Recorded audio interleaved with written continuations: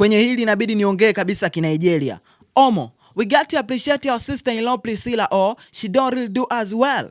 Since she into our brother Duke's life, man don't level up, become full international act.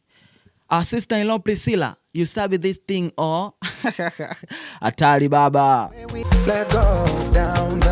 Yes, bana, tukubali tukatae. Yani Priscilla, tukianza kwa kumshukuru kwanza Mungu kwa kudra zake.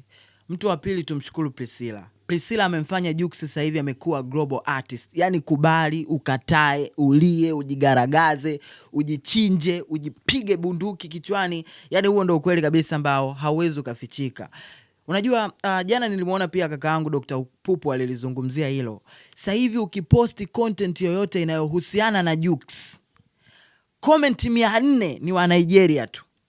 Tena zile comment positive. Unajua nikakaa nikawaza sana. Kwenye hili swala labda lingetokea kwa mtu wetu sisi wa Tanzania, labda dada yetu wa Kitanzania akaenda kuolewa Nigeria. Alafu kule Nigeria yule mume wake akakonda.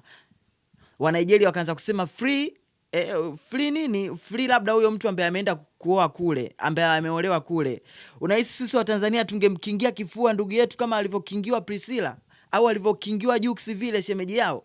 Yani I say hatari. Unajua nimekaa sana nimewaza hichi kitu. Hawa Nigeria wana love ya kutosha. Yani Jux sasa hivi amejizolea mamilioni ya mashabiki pande zote za dunia kwa sababu tu ya Priscilla.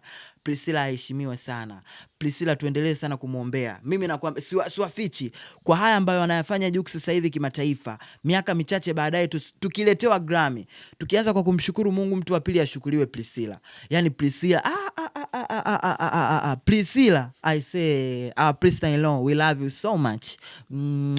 Yani tunampenda sana shemeji yetu, na kiukweli kwa haya ambayo anatufanyia tutakuja kumlipa. Hatuwezi tukaacha wema wake uende bure bure. Nimemaliza mimi kama Mnigeria wa kizungu.